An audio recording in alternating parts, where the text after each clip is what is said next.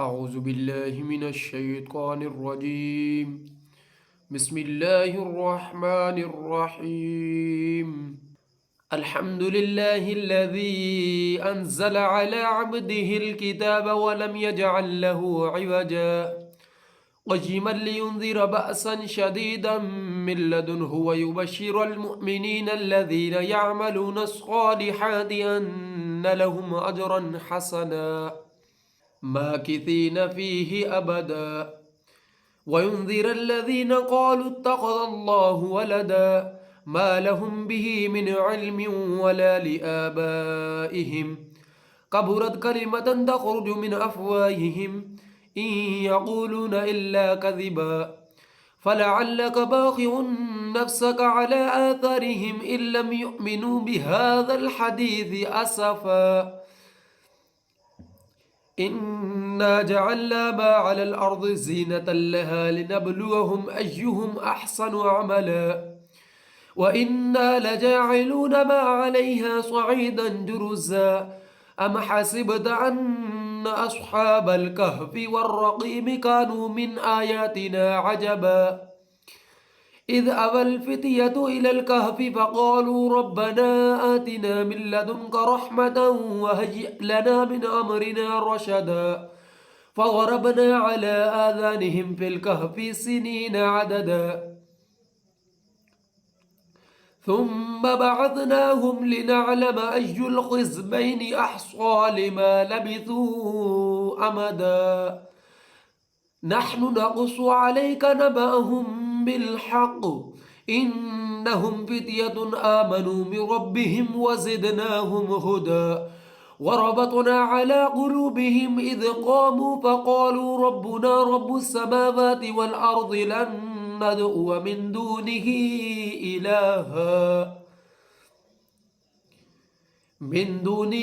إلها لقد قلنا إذا شططا هؤلاء قومنا الذين اتخذوا من دونه آلهة لولا يأتون عليهم بسلطان بين فمن أظلم ممن افترى على الله كذبا وإذ اعتزلتموهم وما يعبدون إلا الله فأووا إلى الكهف ينشر لكم ربكم من رحمته ويهيئ لكم من أمركم مرفقا وترى الشمس إذا طلعت تزاور عن كهفهم ذات اليمين وإذا غربت تقرضهم ذات الشمال وهم في فجوة منه ذلك من آيات الله من يهد الله فهو المهتد ومن يضلل فلن تجد له وليا مرشدا وتحسبهم أيقاظا وهم رقود ونقلبهم ذات اليمين وذات الشمال وقلبهم باسط ذراعيه بالوصيد لو اطلعت عليهم لوليت منه فرارا ولملئت منهم رعبا وكذلك بعثناهم ليتساءلوا بينهم قال قائل منهم كم لبثتم قالوا لبثنا يوما أو بعض يوم قالوا ربكم أعلم بما لبثتم فبعثوا أحدكم بورقكم هذه إلى المدينة فلينظر أيها أزكى طعاما فليأتكم برزق منه وليتلطف ولا يشعرن بكم أحدا إنهم إن يظهروا عليكم يرجموكم أو يعيدوكم في ملتهم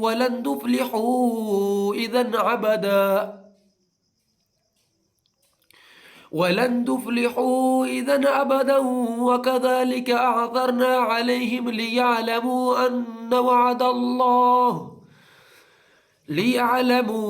أن وعد الله حق وأن الساعة لا ريب فيها إذ يتنازعون بينهم أمرهم فقالوا بنوا عليهم بنيانا ربهم أعلم بهم قال الذين غلبوا على أمرهم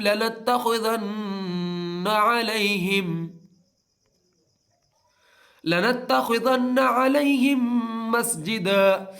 سيقولون ثلاثة رابعهم كلبهم ويقولون خمسة سادسهم كلبهم رجما بالغيب ويقولون سبعة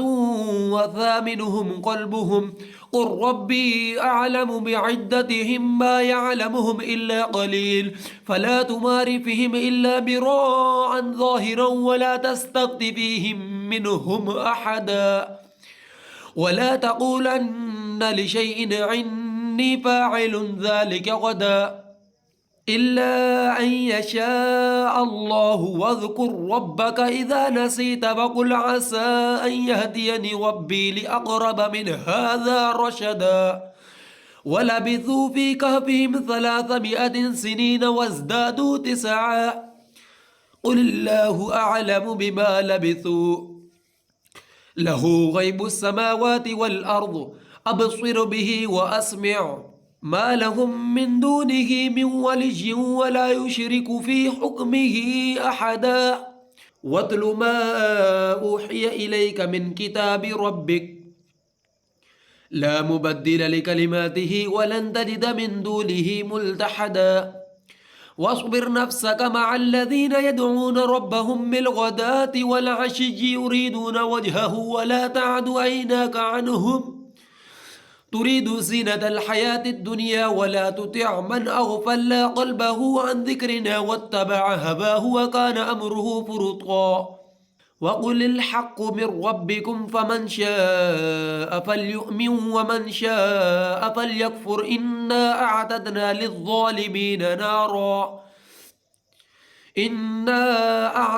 للظالمين نارا أحاط بهم سرادقها وإن يستغيثوا يغاثوا بماء كالمهل يشوي الوجوه بئس الشراب وساءت مرتفقا إن الذين آمنوا وعملوا الصالحات إنا لا نضيع أجر من أحسن عملا أولئك لهم جنات عدن تجري من تحتهم الأنهار يحلون فيها من أساور من ذهب ويلبسون ثيابا خضرا من سندس واستبرق متكئين فيها على الأرائك نعم الثواب وحسنت مرتفقا واضرب لهم مثل الرجلين جعلنا لأحدهما جنتين من أعناب وحففناهما بنخل وجعلنا بينهما زرعا كلتا الجنتين آتت أكلها ولم تظلم منه شيئا وفجرنا خلالهما نهرا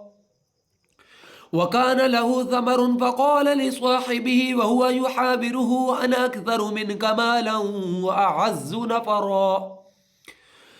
ودخل جنته وهو ظالم لنفسه قال ما أظن أن تبيد هذه أبدا وما أظن الساعة قائمة ولئن رددت إلى ربي لأجدن خيرا منها منقلبا قال له صاحبه وهو يحابره أكفرت بالذي خلقك من تراب ثم من نطفة ثم سواك رجلا لكن هو الله ربي ولا أشرك بربي أحدا ولولا إذ دخلت جنتك قلت ما شاء الله لا قوة إلا بالله إن ترني أنا أقل منك مالا وولدا فعسى ربي أن يؤتيني خيرا من جنتك ويرسل عليها حسبانا من السماء فتصبح صعيدا زلقا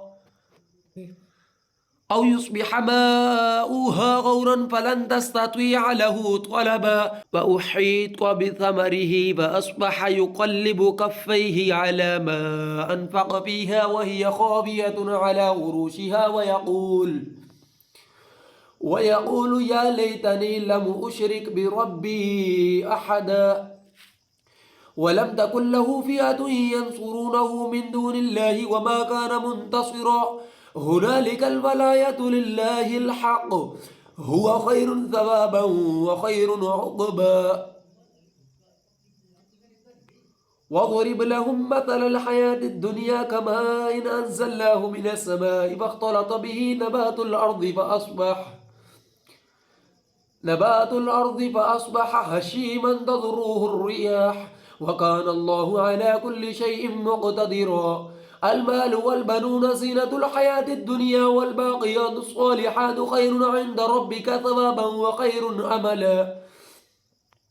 ويوم نسجر الجبال وترى الأرض بارزة وحشرناهم فلم نغادر منهم أحدا فعرضوا على ربك صفا لقد جئتمونا كما خلقناكم أول مرة بل زعمتم أن لن نجعل لكم موئدا ووضع الكتاب فترى المجرمين مشفقين مما فيه ويقولون يا ويلتنا ما لهذا الكتاب لا يغادر صغيرة ولا كبيرة إلا أحصاها ووجدوا ما عملوا حاضرا ولا يظلم ربك أحدا وإذا قلنا للملائكة اسجدوا لآدم فسجدوا إلا إبليس كان من الجن ففسق عن أمر ربه أفتتخذونه وذريته أولياء من دوني وهم لكم عدو بئس للظالمين بدلا ما أشهدتهم خلق السماوات والأرض ولا خلق أنفسهم وما كنت متخذ المضلين عضدا ويوم يقول نادوا شركائي الذين زعمتم فدعوهم فلم يستجيبوا لهم وجعلنا بينهم موبقا ورأى المجرمون النار فظنوا أنهم مواقعوها ولم يجدوا عنها مصرفا ولقد صرفنا في هذا القرآن للناس من كل مثل وكان الإنسان أكثر شيء جدلا وما منع الناس أن يؤمنوا إذ جاءهم الهدى ويستغفروا ربهم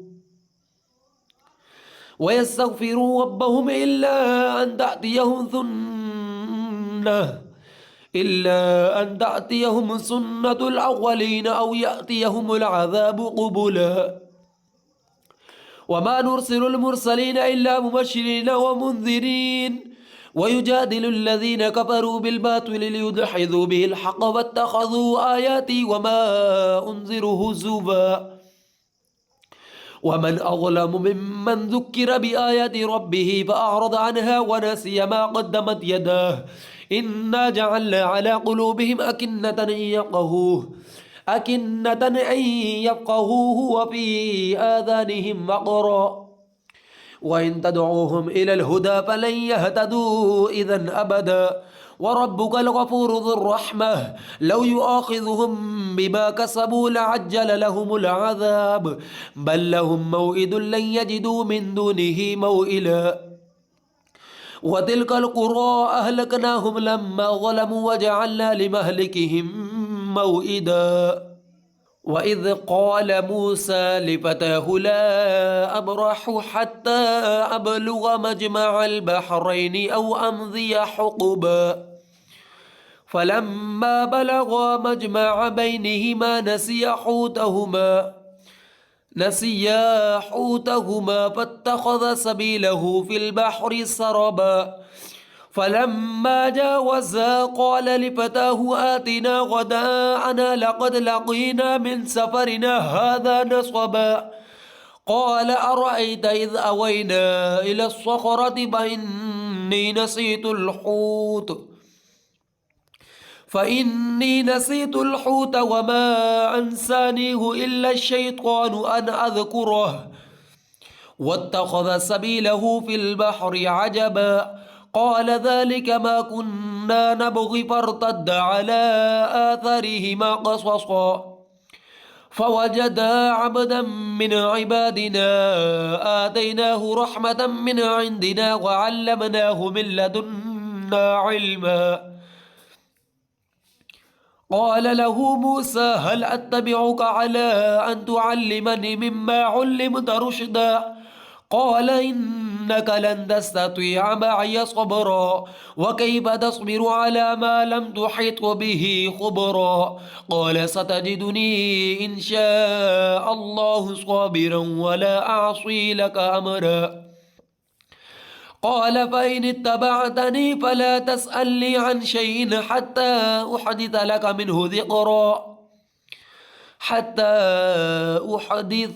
منه ذكرا فانطلقا حتى إذا ركبا في السفينة خرقها قال أخرقتها لتغرق أهلها لقد جئت شيئا إمرا قال ألم أقل إنك لن تستطيع معي صبرا قال لا تؤاخذني بما نسيت ولا ترهقني من أمري عسرا فانطلقا حتى إذا لقيا غلاما فقتله قال أقتلت نفسا زكية بغير نفس لقد جئت شيئا نكرا قال ألم أقل لك إنك لن تستطيع معي صبرا قال إن سألتك عن شيء بعدها فلا تصاحبني قد بلغت من لدني عذرا فانطلقا حتى إذا أتيا أهل قرية استطعما أهلها فأبوا أن يضيفوهما فوجدا فيها جدارا يريد أن ينقض فأقامه قال لو شئت لاتخذت عليه أجرا قال هذا فراق بيني وبينك سأنبئك بتأويل ما لم تستطع عليه صبرا أما السفينة فكانت لمساكين يعملون في البحر فأردت أن أعيبها وكان براءهم ملك يأخذ كل سفينة غصبا وأما الغلام فكان أبواه مؤمنين فخشينا أن يرهقهما طغيانا وكفرا فأردنا أن يبدلهما ربهما خيرا منه زكاة وأقرب رحما وأما الجدار فكان لغلامين يتيمين بالمدينة وكان تحته كنز لهما وكان أبوهما صالحا فأراد ربك أن يبلغا أشدهما ويستخرجا كنزهما رحمة من ربك وما فعلته أنا أمري ذلك تعويل ما لم تستطع عليه صبرا ويسألونك عن ذي القرنين قل سأتلو عليكم منه ذكرا إنا مكنا له في الأرض وآتيناه من كل شيء سببا فأتبع سببا حتى إذا بلغ مغرب الشمس وجدها تغرب في عين حمئة ووجد عندها قوما قلنا يا ذا القرنين إما أن تعذب وإما أن تتخذ فيهم حسنا قال أما من ظلم فسوف نعذبه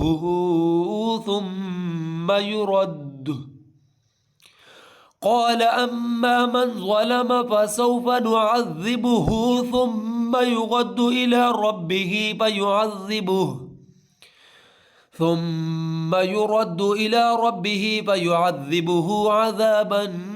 نكرا وأما من آمن وعمل صالحا فله جزاء الحسنى وسنقول له من أمرنا يسرا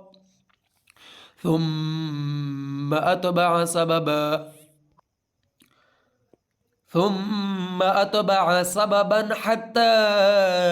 إذا بلغ مطلع الشمس وجدها تطلع على قوم لم نجعل لهم من دونها سترا كذلك وقد أحطنا بما لديه خبرا ثم أتبع سببا حتى إذا بلغ بين السدين وجد من دونهما قوما لا يكادون يفقهون قولا قالوا يا ذا القرنين إن يأجوج ومأجوج مفسدون في الأرض فهل نجعل لك خرجا على أن تجعل بيننا وبينهم سدا قال ما مكني فيه ربي خير فأعينوني بقوة أجعل بينكم وبينهم ردما آتوني زبر الحديد حتى إذا سابا بين الصدفين قال انفخوا حتى إذا جعله نارا قال آتوني أفرغ عليه قطرا فما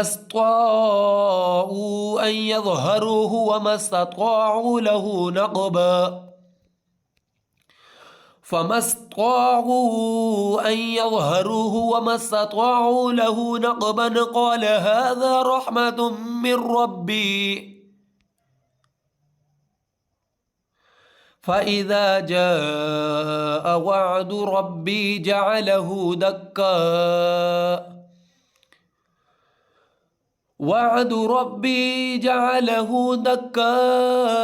وكان وعد ربي حقا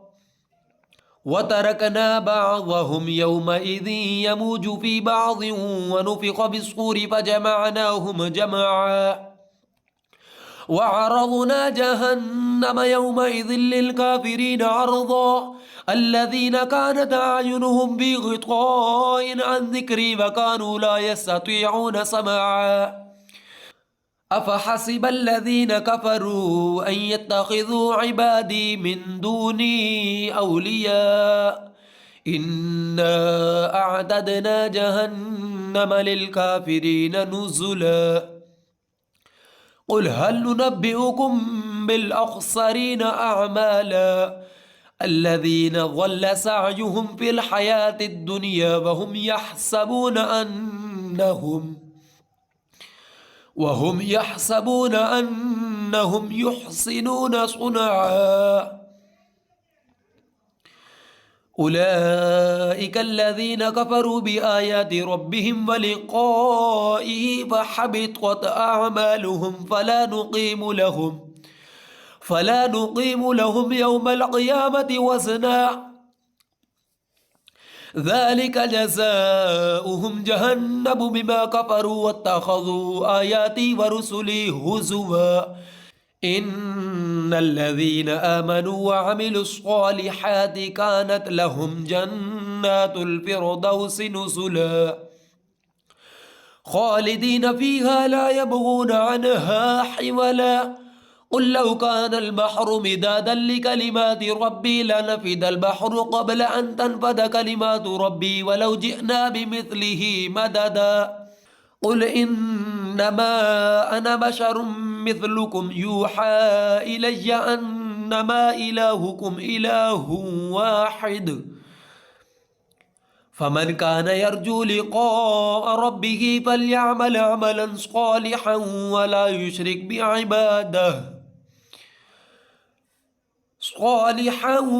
يشرك بعبادة ربه أحدا آمنت بالله صدق الله العظيم.